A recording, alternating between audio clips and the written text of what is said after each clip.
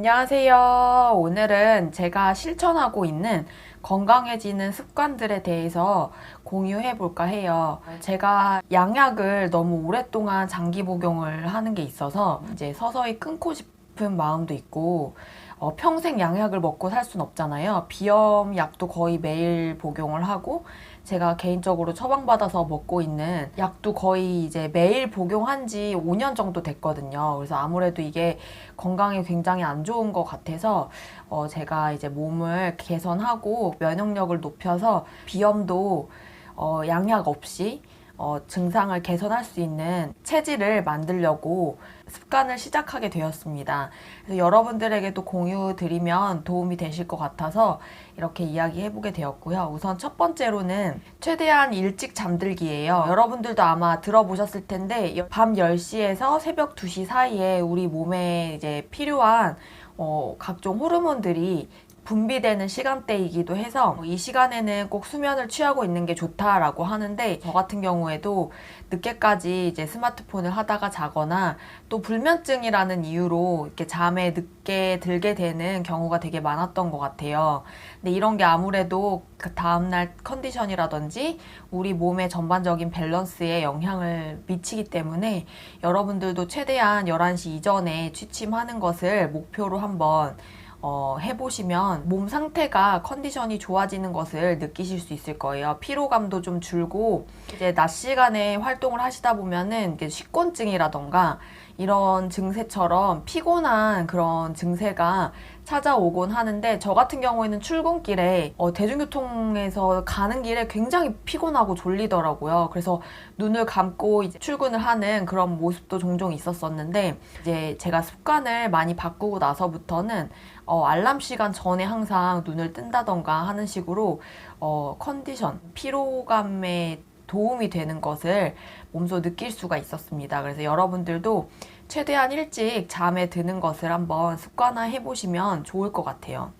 두 번째로는 효소 생수 마시기인데요. 발효를 시킨 효소들을 물에 희석을 해서 이제 마셔주시는 거예요. 그러면 우리 몸속에 이제 유익균, 여러 가지 이제 유익균들이 정착을 할 수 있게 되는 습관 중에 하나입니다. 그래서 생수보다는 효소 생수를 매일매일 뭐 1리터 이상, 2리터 정도까지 드셔주시는 거를 습관화하시면, 저 같은 경우에는 몸에 붓기가 많이 빠져나가는 거를 느낄 수 있어서 거의 이틀 만에 2kg이 빠졌던 것 같아요. 처음에 효소생수 먹었을 때는.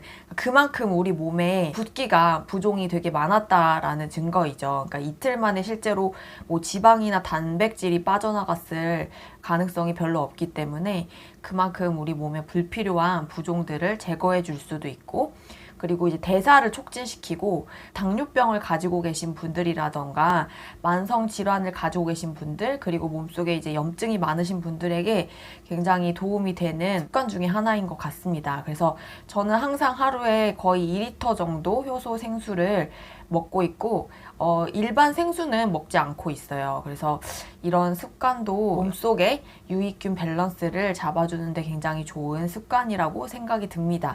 그리고 세 번째로는 공복에 원유 99.9% 요거트 먹기예요. 공복에 일어나자마자 효소 생수 마시고 99.9% 요거트를 먹고 있습니다. 그러니까 설탕이 들어가 있지 않은 요거트죠. 그래서 요거트랑 같이 이제 낫또를 섞어서 먹고 있어요. 여러분들도 아시겠지만 요거트에는 과일이라던가 견과류를 곁들여 먹는 것은 별로 좋지 않다고 합니다. 그래서 저 같은 경우에는 그냥 낫또만 섞어서 이렇게 심심하게 시큼하게 먹고 있습니다. 그래서 오전에는 식사를 하지 않고 요거트와 낫또만 먹고, 그리고 간식을 일절 끊었고요. 네 번째로 말씀드릴 게 간식 끊기인데, 제가 과자를 되게 좋아하는 그런 사람입니다.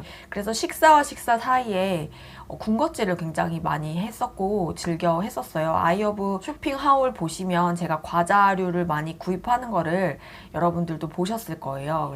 이제 이런 것들을 일절 끊고 지내보았습니다. 간식이 먹고 싶을 때 있잖아요. 아무래도 입이 심심하고 뭔가 이렇게 땡길 때가 있는데, 그럴 때는 간식으로 뭐 캐슈넛이라든지 생캐슈넛, 볶지 않은 생캐슈넛이라든지 견과류를 좀 먹어주는 방법, 또는 이게 낫또나 요거트를 좀 더 먹어주거나 효소 생수를 통해서 공복감을 없애주는, 또 5번째로는 밀가루 끊기인데요. 제가 정말 좋아하는 여러 가지 밀가루 음식들을 전체적으로 끊어보았고, 더불어 정제 식품도 끊어봤어요. 그래서 소금은 천일염, 정제 소금 말고 천일염으로 설탕 대신에 꿀을 이용한다던가 이런 식으로 정제 식품을 전체적으로 밀가루뿐만 아니라 제한을 하고 있습니다. 6번째로는요, 체질에 맞는 식사하기예요. 그래서 제가 최근에 이제 한의원에 가서 체질 감별을 받았었는데, 한의원에서 이제 제한을 시켜주는 그 식단대로 지키고 있고,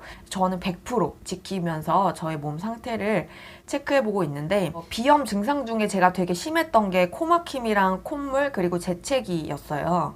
근데 이게 이제 약을 먹지 않으면 계속 심각하게 막 코가 막혀서 코로 숨을 못 쉬고 구강호흡을 하는 경우가 되게 많았고, 그런 것들이 전체적으로 개선됨을 많이 느꼈어요. 그리고 얼굴이나 종아리 같은 데 제가 부종이 굉장히 많았었거든요. 근데 그런 부종, 이렇게 종아리가 땅땅해지는 부종 있죠. 실제 나의 살이 아니라 그냥 저녁만 되면 다 종아리가 땅땅하게 붙는 그런, 이제 혈액순환이 좀 안 되는 거죠. 그런 것들이 이제 조금씩 빠지고, 그리고 이제 뱃살도 조금씩 들어가는 거를 느끼고 있어요. 그래서 제일 좋은 거는 코 막힘이 없는 거.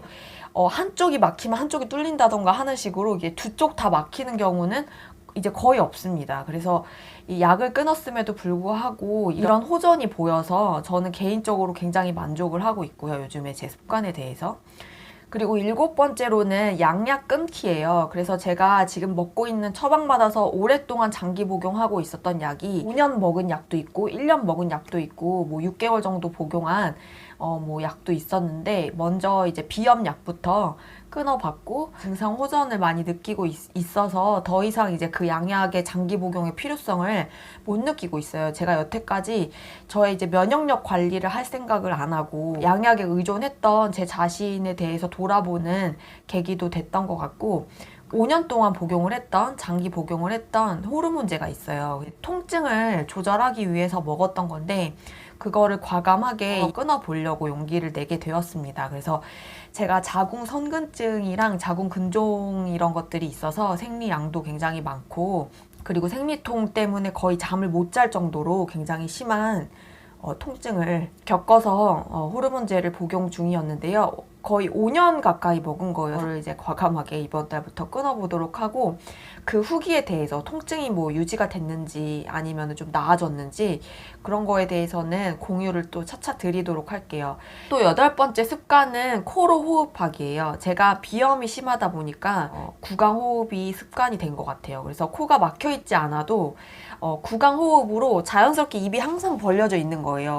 의식적으로 코로 호흡하는 습관을 가지고 있습니다. 구강호흡 하셨던 분들이 코로 호흡을 바꾸실 때 불편하실 거예요. 왜냐면 코가 이렇게 비염 증상 때문에 안쪽이 부어 있어서, 이게 중요한 이유가 코로 호흡을 했을 때 훨씬 심장이나 폐까지 산소가 잘 전달이 된다고 해요. 우리 전신에 산소를 공급하는 입장에서는 좋지 않은 호흡 방법이라고 합니다. 또 9번째로는요, 헐렁한 신발, 헐렁한 양말 신기예요. 이제 최근에 한 5년 가까이는 제가 회사에도 슬리퍼를 신고 다닌다거나 굉장히 헐렁한 신발을 신고 다니고 있어요. 그래서 이게 우리 발을 옥죄는 신발들보다는 발을 좀 편안하게 해주는 신발, 그래서 우리가 맨발로 땅을 걷는 것과 같은 효과를 내주는 게 발 건강에 굉장히 좋고, 발 건강이 곧 우리 몸의 건강이기도 합니다. 여러분들이 그 발 반사요법을 보시면 발에 이렇게 지압점이 우리 몸과 다 연결되어 있는 거 아시죠?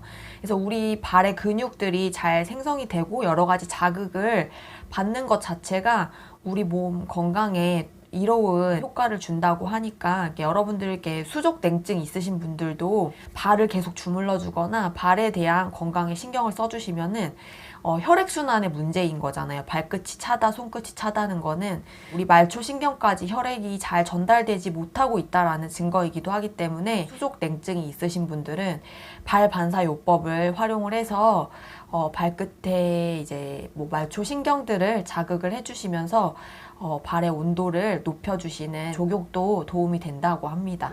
헐렁한 신발, 우리 발을 옥죄지 않는 신발 정보에 대해서는 더보기란에 넣어드리도록 할게요.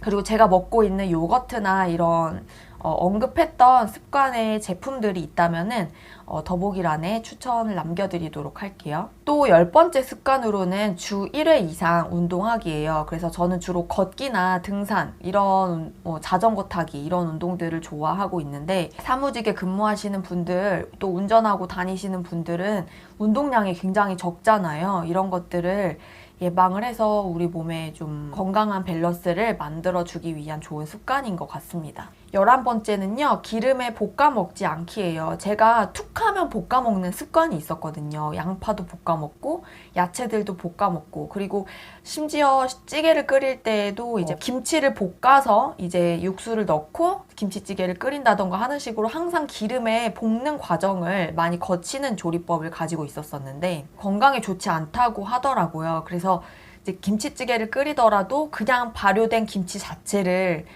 바로 육수에 넣고 끓이는 찌개. 그리고 12번째로는 발효식품 먹기예요. 그래서 매 끼니마다 발효식품, 그러니까 뭐 찌개로 치면은 된장찌개라던가 김치찌개, 아니면 뭐 황태탕, 홍어탕, 이런 식으로 발효된 식사를 곁들여서 김치와 함께 먹는 식사 습관을 가지게 되었어요. 그래서 유익균과 장내 좋은 미생물들을 잘 번식시킬 수 있는 이런 식습관도 정말 중요한 것 같습니다. 13번째로는요, 커피나 끓인 차를 중단하는 거예요. 이게 정말 힘들었는데 밀가루 끊기만큼 힘들더라고요. 왜냐면 출근하면 항상 커피 한 잔 타서 일을 시작하고, 업무 중간에도 식사 후에는 또 커피 한 잔을 타서 후식으로 먹으면서 오후 업무를 시작하는 습관들이 있었었는데, 이제 그런 것들이 커피가 주는 이로운 점도 있지만 저는 이제 끓인 차와 커피도 중단을 해 보았습니다. 마지막 14번째 습관으로는 천일염으로 양치하기예요. 그래서 이것도 이제 습관이 들기는 좀 힘든 게, 거품이 안 나고, 그리고 이제 그 특유의 천일염 향이 있어요. 그 거북한 정화조 냄새 같은 그런 되게 견디기 힘든 향이 있는데, 그거를 이제 견디고 천일염 양치를 하게 됐습니다. 그래서 뭐 연마제라던가 화학 제품들이 첨가되어 있지 않은 양치 방법을 습관을 들였고요. 이런 것들을 이제 제가 종합적으로 습관을 들이면서 거의 이제 실천한 지 한 달 정도 된 것 같아요.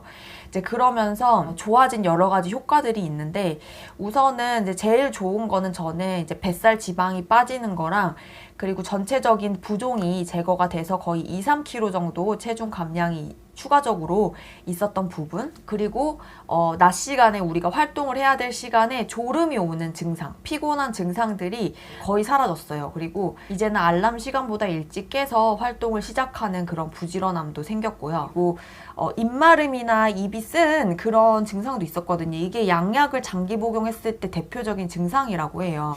이 증상도 사라졌습니다. 이런 습관들을 여러분들에게도 좀 전파하고 싶은 마음에서 영상을 준비하게 됐고, 여러분들도 이런 습관 개선을 통해서 나를 좀 더 내 몸을 생각하는 행동들을 해보시면은 여러 가지 놀라운 효과들을 느낄 수 있으시니까요. 꼭 실천해 보는 분들이 많이 생겼으면 좋겠습니다. 그럼 도움이 되셨기를 바라면서 다음 영상에서 또 봬요.